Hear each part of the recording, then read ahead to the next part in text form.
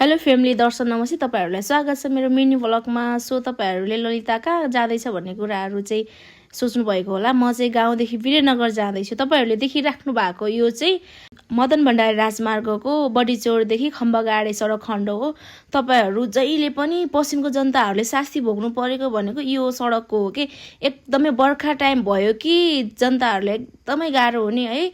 अनि म यो भिडियो मार्फत चाहिँ सम्बन्धित निकायलाई चाहिँ के ध्यान आकर्षण गर्न चाहन्छु भने तपाईहरुले तत्काल रूपमा चाहिँ यो बाटोको मर्मत गर्नु हुन विनम्र अनुरोध पनि छ। हामी चाहिँ कति पटक चिप्लियो है, कति धेरै गाह्रो हुन्छ कि। अनि मेरो बच्चा पनि पछि गाडीमा चाहिँ आउँदै थियो, उ चाहिँ फसेर है 3-4 घण्टा चाहिँ उतै फस्नु पर्यो के। पश्चिमको जनताले कहिले सुख पाउँछन् अब होप गरौँ है गाइज। अनि फेरि भोलिका दिनहरुमा हाम्रा सन्ततिले सुख पाए पनि अब त्यही कुरामा चाहिँ खुसी हुनुपर्छ।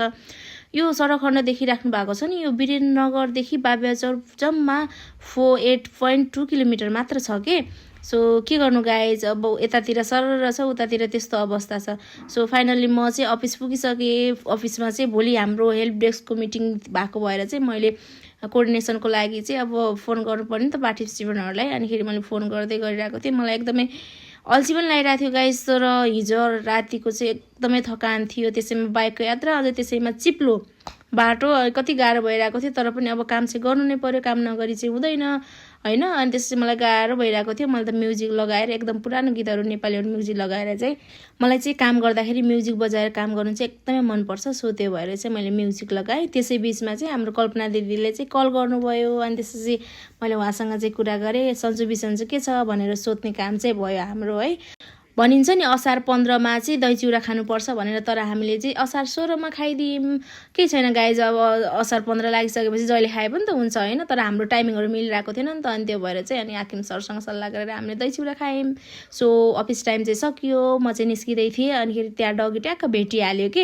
ऊ चाहिँ एकदम मायालु पनि छ, रिसालु पनि छ। नचिनेको मान्छेहरुलाई चाहिँ देख्यो भने त झम्टिहाल्ने छ कि उसको बानी। अनि यही नै हो गाइज, हाम्रो चाहिँ यो हिल साइड बोर्डिङको साइडमा चाहिँ इत्राममा चाहिँ हाम्रो अफिस रहेको छ। तपाईहरु आएर चाहिँ मजाले भिजिट गर्न सक्नुहुन्छ। यहाँ चाहिँ मानव अधिकार उल्लङ्घनका घटनादेखि लिएर सबै कुराहरु, मानव अधिकारका कुराहरु चाहिँ तपाईहरु पाउन सक्नुहुनेछ।